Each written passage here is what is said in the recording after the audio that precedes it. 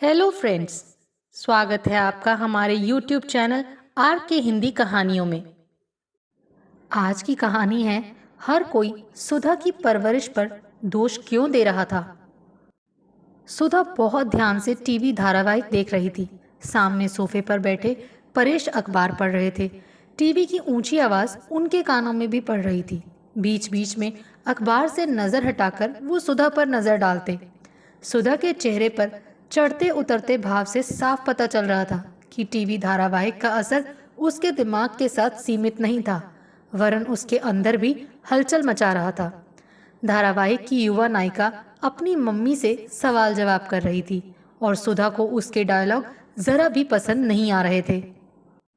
वो बोली, देखो तो इसकी जबान कितनी तेज चल रही है। तुम किसकी बात कर रही हो? टीवी पर चल रहे धारावाहिक की। तो इसमें इतना परेशान होने की क्या जरूरत है? सीरियल ही तो है। देखा नहीं इसकी हरकतें अपनी डिम्पी से कितनी मिलती हैं। पता नहीं क्यों हर समय तुम्हारे दिल और दिमाग पर डिम्पी सवार रहती है। तुम्हें तो हर जगह आवाज उठाने वाली लड़की डिम्पी दिखाई देती है। लगता है जैसे तुम हर नायिका में उसी का किरदार ढूंढती रहती हो।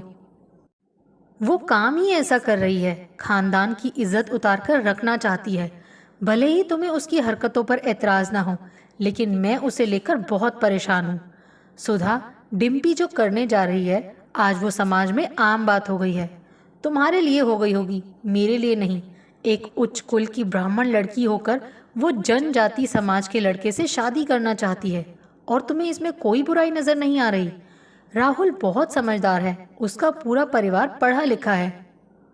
मानता हूं कि कभी वे जनजाति समाज में रहते थे, लेकिन आज उनकी स्थिति हमसे किसी भी हालत में कम नहीं है। अगर डिम्पी उसके साथ खुश रह सकती है तो हमें भी उसकी खुशियों में शामिल हो जाना चाहिए। जब पापा ही लड़की का इतना पक्ष लें तो बेटी को क्या चाहिए? वो तो कुछ भी कर सकती है। तुम इस बात में मुझे क्यों दोष दे रही हो? डिम्पी ने अपने लिए लड़का खुद चुना है, लेकिन वो शादी भागकर नहीं कर रही। इस बात का तो मुझे दुख है। भागकर चली जाती तो कोई परेशानी नहीं होती। आज बाबूजी जिंदा होते तब देखती तुम इस रिश्ते के लिए कैसे राजी होते। जो है नहीं उसके बारे में क्या सोचना। मैं तो वही करना चाहता हूँ जो मेरे बच्चों के लिए ठीक हो। तुम केवल अपने तक ही सोच रही हो। इससे पहले हमारे खानदान में किसी लड़की ने ऐसा काम नहीं किया। ये लड़की तो हमारी इज्जत मिट्टी में मिलाकर रहेगी। शायद पहले भी किसी में इतना हौसला होता तो वो भी कर लेता। इसके लिए भी सब्र और साहस दोनों ही चाहिए। हर किसी के बस का भी ये सब नहीं होता। कहकर परेश वहां से उठ गए। सुधा समझ गई थी कि परेश से इस बारे में कुछ भी कहना बेकार है। वो जब भी बेटी को लेकर कुछ कहना चाहती है, परेश उसे इसी तरह चुप करा देते हैं। सुधा आगे कुछ ना कहकर इस समय अतीत में उतरने लगी। उसे अपनी बेटी डिम्पी का बचपन याद आने लगा था। वो जानती थी कि डिम्पी की हरकतें बचपन से हमेशा बहुत उच्च श्रृंखल थीं। पढ़ाई लिखाई में उसका जरा भी मन नहीं लगता था। घर में हर कोई उसकी इस कमजोरी को जानता था, खासकर उसकी बुआ रमा को तो उसकी हरकतें जरा भी पसंद नहीं थीं। उसके मायके आते ही सुधा डिम्पी को ढूंढकर उसे पढ़ने बैठा देती। चुपचाप बैठकर पाठ याद करो। मैंने अपना सारा काम कर लिया है मम्मी, तभी तो कह रही हूँ बैठकर पाठ याद करो। इसके आगे डिम्पी को कुछ कहने की हिम्मत नहीं पड़ती। उसकी हरकतें देखकर रमा भी भाभी को सुना देती। भाभी, तुम इस पर जरा भी ध्यान नहीं देती हो। तू ही बता रमा, मैं क्या करूं? मैं अपनी ओर से पूरी कोशिश करती हूँ। मानती हूँ कि वो पढ़ने लिखने में बहुत होशियार नहीं है। वो एक औसत लड़की है और हर इंसान की क्षमता अलग अलग होती है। ये बात डिम्पी को अभी से समझ लेनी चाहिए। तुम कुछ समय के लिए मायके आई हो, यहाँ रहकर आराम करो। छोड़ो इन सब बातों को। सुधा बात को टालने की कोशिश करती। वो जानती थी कि डिम्पी का पढ़ाई लिखाई में मन नहीं लगता, पर खेल कूद में और अन्य गतिविधियों में वो बहुत अच्छा प्रदर्शन करती है। खेलने के लिए भी जब वो दूसरे शहर जाना चाहती तो सुधा को ये बात बहुत अखरती थी। चुपचाप जो कुछ करना है घर में रहकर करो, इधर उधर जाने की कोई जरूरत नहीं है। कैसी बातें करती हो मम्मी? मेरे साथ की सारी लड़कियां खेलने जा रही हैं, एक आप ही हो जो हर काम के लिए मना कर देती हो। कौन सा तुझे खेलकर गोल्ड मेडल मिलने वाले हैं? जब खेलने का मौका दोगी तो मेडल भी मिल जाएंगे। आप तो शुरुआत में ही साफ मना कर देती हो। डिम्पी अपना तर्क रखती। हार कर सुधा परेश को समझाती। परेश, डिम्पी बड़ी हो रही है, इस तरह उसका घर से बाहर रहना मुझे ठीक नहीं लगता। वो स्कूल की ओर से खेलने जाती है सुधा, उसके साथ मैडम और स्कूल की और भी लड़कियां हैं, वो अकेली थोड़ी ही है। पता नहीं आपकी समझ में मेरी बात क्यों नहीं आती। सुधा, आज पढ़ाई के साथ खेल भी जरूरी है। डिम्पी एक अच्छी खिलाड़ी है, उसे प्रदर्शन का मौका तो मिलना चाहिए। तुम्हारी छूट के कारण ही तो डिम्पी मेरी एक बात भी नहीं सुनती। तुमसे तो कुछ कहना ही बेकार है। तुम टेंशन मत लिया करो सुधा, हर बच्चे का अपना शौक होता है। लड़की अपना शौक मायके में ही तो पूरा करती है। परेश बोले तो सुधा चुप हो गई। समय के साथ डिम्पी जवान हो रही थी और उसके व्यवहार में भी बहुत खुलापन आ गया था। वो कहीं जाती तो किसी को कुछ बताने की जरूरत तक महसूस नहीं करती। सुधा ने उसे कई बार टोका, डिम्पी अब तुम छोटी बच्ची नहीं रही हो। तभी तो कहती हूँ मम्मी, अब हर बात पर टोकना छोड़ दें। कम से कम बता तो दिया करो तुम क्या कर रही हो। अपने दोस्तों से मिलने जा रही हूँ, कहकर डिम्पी चली गई। उसके ऐसे व्यवहार के कारण सुधा कभी कभी बहुत परेशान हो जाती। परेश उसे समझाते, तुम डिम्पी पर विश्वास रखो, वो ऐसा कोई काम नहीं करेगी। मुझसे तो वो सीधी मुंह बात तक नहीं करती। तुम उसके साथ प्यार से पेश आया करो तो वो भी तुमसे अच्छे ढंग से बात करेगी। मुझसे तो कभी ऊंची आवाज में नहीं बोलती। मैं माँ हूँ, मुझे हर वक्त उसकी चिंता लगी रहती है। मैं भी उसकी फिक्र करता हूँ, वो मेरी भी तो बेटी है। वो आपकी छूट का बहुत नाजायज फायदा उठा रही है। मैं तो ऐसा नहीं समझता। जब कभी डिम्पी को लेकर परेश और सुधा में बहस होती, परेश हमेशा बेटी का पक्ष लेकर पत्नी को चुप करा देते। ये बात डिम्पी भी बखूबी जानती थी। इसी वजह से वो कोई भी बात मम्मी को बताने की जरूरत तक महसूस नहीं करती। हाँ, पापा को अपने प्रोग्राम के बारे में जरूर बता देती थी। इंटर पास करते ही बीए में आकर डिम्पी की नज़दीकियां अपनी सहेली जया के भाई राहुल के साथ बढ़ने लगी थी। जया उसकी सहपाठी थी। कभी कभार उसके साथ डिम्पी उनके घर चली जाती। वहीं पर उसकी मुलाकात राहुल से हुई। मुलाकातें घर तक सीमित न रहकर घर से बाहर भी बढ़ने लगीं। जान पहचान पहले दोस्ती में बदली और फिर दोस्ती कब प्यार में बदल गई, डिम्पी को पता ही नहीं चला। राहुल ने अपने प्यार का इजहार डिम्पी के सामने कर दिया था, पर पापा की बात को ध्यान में रखते हुए डिम्पी ने अभी उसे अपने दिल की बात नहीं बताई थी। वो पहले इसके लिए माहौल बनाना चाहती थी और तब घर वालों से इस बारे में बात करना चाहती थी। वो सही वक्त का इंतजार कर रही थी। राहुल एक मल्टीनेशनल कंपनी में इंजीनियर था। कभी कभी वो डिम्पी को छोड़ने घर भी आ जाता। उसकी दोस्ती पर परेश और सुधा को कोई एतराज नहीं था। ये बात डिम्पी पापा को पहले ही कह चुकी थी कि राहुल उसका बहुत अच्छा दोस्त है। तब परेश ने उसे समाज की ऊंच नीच समझा दी थी। डिम्पी, तुम एक ब्राह्मण परिवार से हो और राहुल जनजाति समाज से है। बेटी, तुम्हें अपनी सीमाएं पता होनी चाहिए। पापा, मैं छोटी बच्ची थोड़ी हूँ। आपके कहने का मतलब मुझे समझ आ रहा है। मैं तुमसे यही उम्मीद करता हूँ, कल को ऐसा ना हो कि तुम मेरी दी हुई छूट का नाजायज फायदा उठाकर कोई गलत कदम उठा लो। मुझे पता है पापा, कहकर डिम्पी ने बात टाल दी थी। विस्फोट तो उस वक्त हुआ जब एक दिन राहुल डिम्पी को घर छोड़ने आया। उस समय रमा भी घर आई हुई थी। डिम्पी को राहुल के साथ बेफिक्र होकर मोटरसाइकिल पर बैठी देखकर सुधा भड़क गई। रमा को भी अच्छा नहीं लगा। उसके कुछ कहने से पहले ही सुधा बोली, डिम्पी, तुम्हें कुछ ख्याल भी है? तुम क्या कर रही हो? सारा मोहल्ला तुम्हें इस हालत में देखकर क्या सोचता होगा? राहुल के सामने मम्मी ने जब ये बात कही तो डिम्पी उसे सह न सकी और बोली, आप जानती हैं राहुल मेरा दोस्त है, तो क्या दोस्तों के लक्षण इस तरह के होते हैं? जमाना बहुत बदल गया है मम्मी, अब पहले वाली बात नहीं है। आज लड़के और लड़की की दोस्ती को बुरी नजर से नहीं देखा जाता। वो आपस में बहुत अच्छे दोस्त होते हैं। ऐसा नया जमाना तुम्हें ही मुबारक हो डिम्पी, जो तुम सबको इतनी बेशर्मी की छूट देता है। आपको हमारी दोस्ती पर एतराज है ना मम्मी? तो ठीक है, हम शादी कर लेंगे, तब तो किसी को कोई एतराज नहीं रहेगा। राहुल, तुम मुझसे शादी करने के लिए तैयार हो? डिम्पी ने पूछा। रमा के सामने मम्मी बेटी की बहस में राहुल चुप रहा। इस समय कुछ कहकर उनका गुस्सा बढ़ाना नहीं चाहता था। वो कभी सुधा आंटी का मुंह देख रहा था तो कभी रमा बुआ का। चुप कर, जो मुंह में आ रहा है बके जा रही है, रमा जोर से बोली। आंटी ठीक कह रही हैं, हमें बड़ों की इज्जत करनी चाहिए और उनका मान भी रहना रखना चाहिए, कहकर राहुल दरवाजे से ही लौट गया। डिम्पी भी गुस्से में पैर पटकती हुई अपने कमरे में आ गई। रमा ने वहां रुकना ठीक नहीं समझा और घर लौट आई। अगर वो कुछ देर और वहां रुकती तो शायद बात बहुत बढ़ जाती। डिम्पी की हरकतें देखकर सुधा आज बहुत परेशान थी। डिम्पी के कहे शब्द सुधा के कानों में हथौड़े की तरह बज रहे थे। वो बड़ी बेसब्री से परेश के ऑफिस से वापस आने का इंतजार कर रही थी। शाम को 6 बजे परेश घर आए। आते ही उन्होंने सुधा से पूछा, तुम्हारा मुंह क्यों उतरा हुआ है? ये तो तुम अपनी बेटी से पूछो, हुआ क्या है? परेश बोले तो सुधा ने पूरी बात बता दी। डिम्पी ने गुस्से में कह दिया होगा, मैं जानता हूँ वो ऐसा नहीं कर सकती, तुम उससे खुद ही पूछ लो, कहकर पैर पटकते हुए सुधा वहां से हट गई। सुधा के जाते ही डिम्पी खुद ही पापा के पास आ गई। परेश ने पूछा, ये मैं क्या सुन रहा हूँ डिम्पी? आपने ठीक सुना पापा। क्या कह रही हो तुम? पापा, मुझे राहुल पसंद है। सब कुछ जानकर भी तुम ऐसी बात कर रही हो। आपको समाज की परवाह है, मुझे नहीं। तुम्हारे इस फैसले में मैं तुम्हारा साथ नहीं दे सकता। साथ तो आपको देना ही होगा पापा। मैं शादी करूंगी तो सिर्फ राहुल से, और वो भी आपकी सहमति से, कहकर डिम्पी वहां से चली गई। परेश को उसे ऐसी उम्मीद नहीं थी।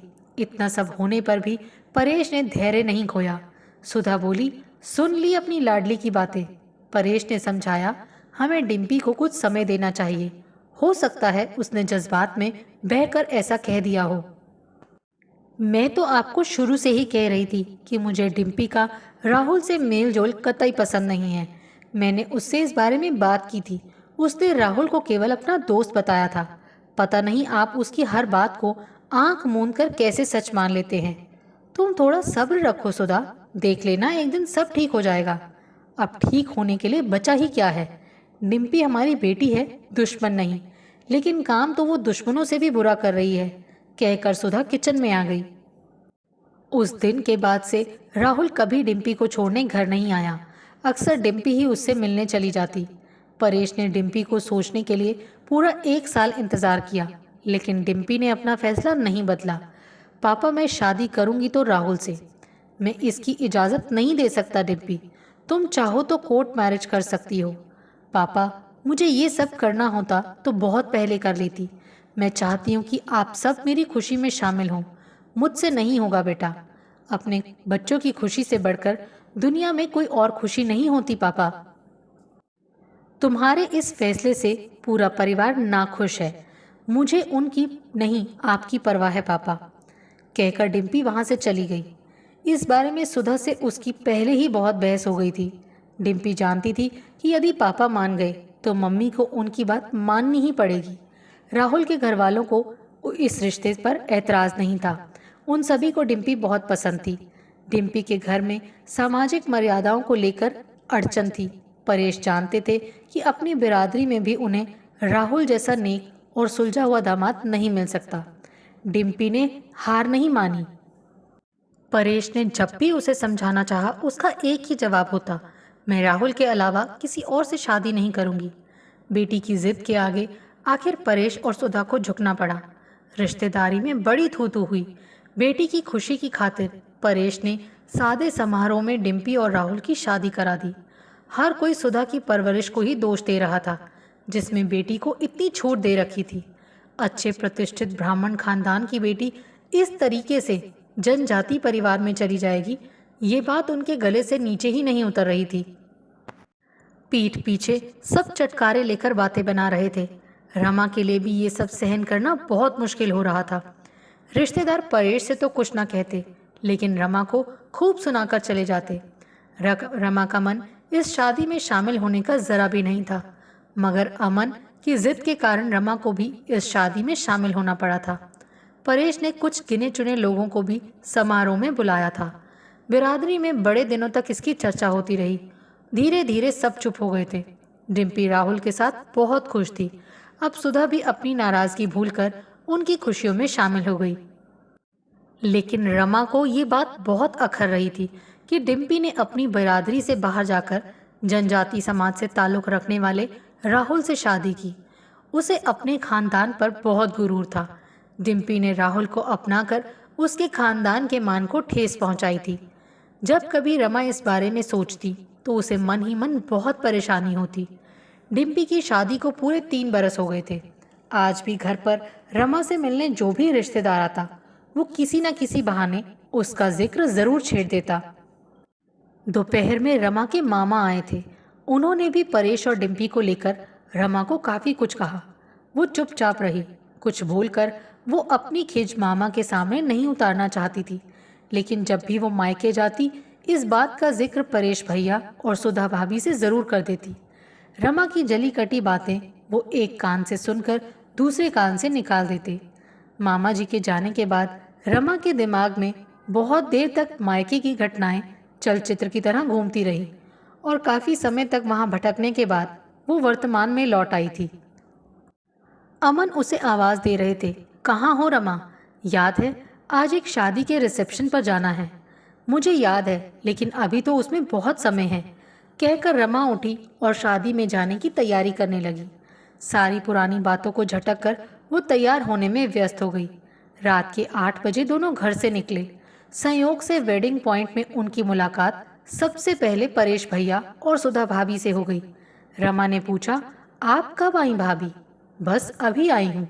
चलो पहले दूल्हा दुल्हन को आशीर्वाद दे दे, फिर आराम से बैठकर बातें करेंगे, कहकर सुधा और रमा स्टेज की ओर बढ़ गए। ग्रुप फोटो के बाद वो नीचे आए और एक किनारे बैठ गए। तभी वहां डिम्पी और राहुल भी आ गए। उन्हें देखकर रमा बुरी तरह चौंकी। दोनों ने बढ़कर बुआ का अभिवादन किया। बदले में रमा ने सिर पर हाथ रखकर उन्हें शुभकामनाएं दी। तुम कब आई? कल रात आई थी और कल सुबह वापस जाना है। मम्मी पापा के कहने पर हम यहाँ आ गए। बुआ के तेवर देखकर डिम्पी ने अपनी सफाई दी। रमा के चेहरे को देखकर साफ झलक रहा था कि उसे डिम्पी और राहुल का इस तरह आना अच्छा नहीं लगा था। भाभी, आपने बताया नहीं। हम अभी तो मिले हैं रमा, बात करने की फुर्सत कहाँ लगी जो तुम्हें घर के बारे में कुछ बताती, सुधा ने कहा। राहुल के आगे बढ़ते ही रमा बोली, सच में भाभी, आपका दिल बहुत बड़ा है।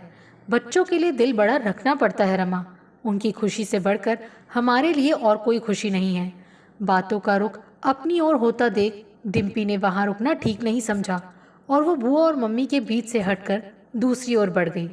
डिम्पी को जाते देखकर परेश ने अंदाजा लगा लिया कि रमा जरूर उसे आज फिर कुछ न कुछ सुनाने से बाज नहीं आएगी।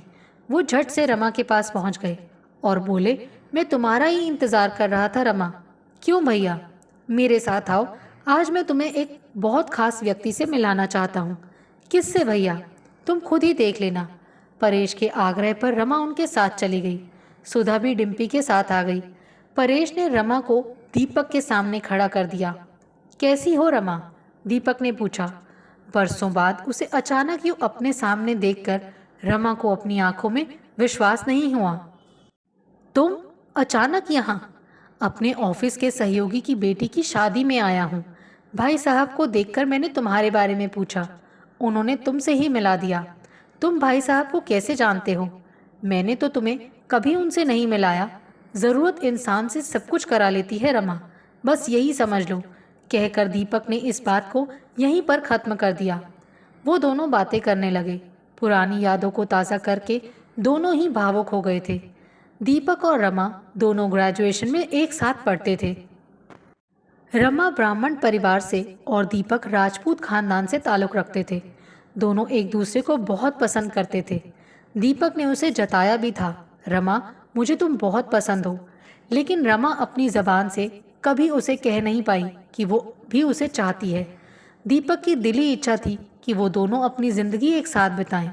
उसने रमा से बहुत आग्रह किया कि वो इस सच्चाई को स्वीकार कर ले, लेकिन समाज के डर से रमा अपनी भावनाओं को कभी जाहिर नहीं कर पाई। दीपक ने उसे समझाया, हम कुछ गलत नहीं कर रहे हैं रमा, तुम चाहो तो हम एक नई जिंदगी का आगाज कर सकते हैं।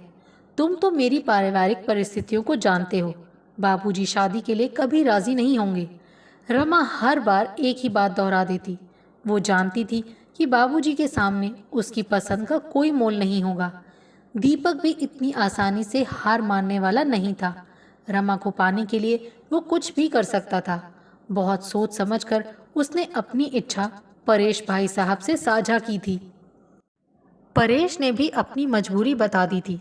दीपक, मैं जानता हूँ तुम बहुत अच्छे लड़के हो, पर इस बारे में मैं तुम्हारी कोई मदद नहीं कर सकता। कोई तो रास्ता होगा। एक ही रास्ता है। यदि रमा बाबूजी के सामने अपनी पसंद का इजहार करे और अपने निर्णय पर अड़ी रहे तो हो सकता है बाबूजी मान जाए। आपको लगता है कि रमा ऐसा करेगी? तुम उससे बात तो करके देखो, हो सकता है कि उस पर कुछ असर हो जाए, परेश ने समझाया। परेश दीपक की भावनाओं की बड़ी कदर करते थे। उसने समझदारी दिखाते हुए रमा से पहले उन्हें विश्वास में लिया था। परेश के कहने पर दीपक ने अपनी भावनाओं का इजहार रमा के सामने कर दिया था। रमा, मैं तुमसे बहुत प्यार करता हूँ और पूरी जिंदगी तुम्हारे साथ बिताना चाहता हूँ। ऐसा नहीं हो सकता दीपक, बाबूजी कभी नहीं मानेंगे। तुम एक बार कोशिश करके तो देखो। मैं अपने बाबूजी को अच्छी तरह जानती हूँ। वो बिरादरी के बाहर मेरी शादी के लिए कभी तैयार नहीं होंगे। रमा, मेरी खातिर एक बार फिर से सोच लो। ये हम दोनों की जिंदगी का सवाल है। दीपक, बाबूजी को बेटी से ज्यादा अपनी इज्जत प्यारी है। वो बेटी का दुख तो बर्दाश्त कर सकते हैं, पर इज्जत खोने का भय उन्हें जीने नहीं देगा। दीपक ने उसे बहुत समझाया, लेकिन रमा परिवार के खिलाफ जाकर शादी के लिए तैयार नहीं हुई। दीपक ने ये बात परेश भाई को बता दी थी। दीपक, मैं रमा का साथ जरूर देता, यदि वो खुद अपना साथ देने के लिए तैयार हो जाती। मैं मजबूर हूँ, कहकर परेश ने दीपक को समझाया। उसके बाद से वो शहर छोड़कर ही चला गया। रमा के दिल में दीपक से बिछड़ने की कसक थी, पर वो किसी भी कीमत पर बगावत करने के लिए तैयार नहीं थी। बाबूजी ने अपनी बिरादरी में अच्छा लड़का देखकर अमन से उसकी शादी करा दी थी। धीरे धीरे रमा के दिल से दीपक की यादें धूमिल सी हो गई थी। आज वो सब फिर से ताज़ा हो गई। परेश भाई के आ जाने से वो दोनों अतीत से बाहर आ गए। दीपक, तुमने अपनी घर गृहस्थी बसाई या नहीं? परेश ने पूछा। गृहस्थी तो तब बसती जब आप मेरा साथ देते, दीपक हंसकर बोला। तभी किसी ने दीपक को आवाज लगाई और वो उनसे विदा लेकर चला गया। दीपक की बात सुनकर रमा आसमान से जमीन पर गिर पड़ी। उसके चेहरे का रंग उड़ गया। तो क्या भाई साहब उसके बारे में सब कुछ जानते थे? रमा की हालत से परेश भी अनभिज्ञ न थे।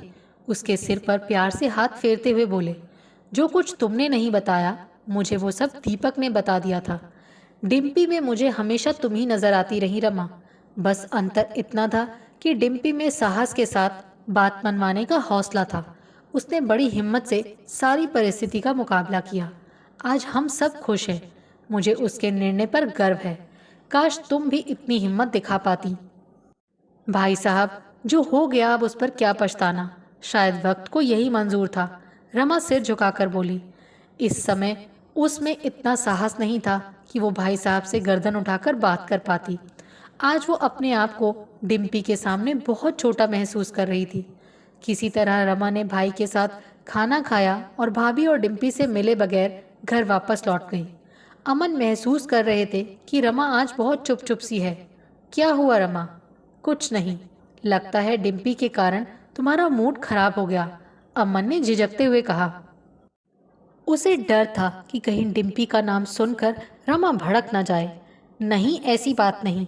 उसे देखकर मुझे भी अच्छा लगा। अब सोचती हूँ कि मेरी सोच ही कितनी संकुचित थी। ऐसी बात सोचकर मन छोटा ना करो। इरादा पक्का हो तो इंसान एक दिन सबको मना ही लेता है। डिम्पी ने यही सब तो किया। कितने लोग ऐसा कर पाते हैं, कहकर रमा ने गहरी सांस ली। परेश भैया के कहे हुए शब्द अभी तक उसके दिमाग में घूम रहे थे। सच में भैया कितने महान हैं। वो बुदबुदाई। आंसू की दो बूंदें उसकी आंखों के कोरों पर अटक गईं, जिसे वो बड़ी सफाई से अमन से छिपाने की कोशिश करने लगी। आपको हमारी ये कहानी कैसी लगी, प्लीज़ कमेंट करके ज़रूर बताइए। अगर आप इस चैनल पर नए हैं तो इसे सब्सक्राइब करें और शेयर करें। Thank you.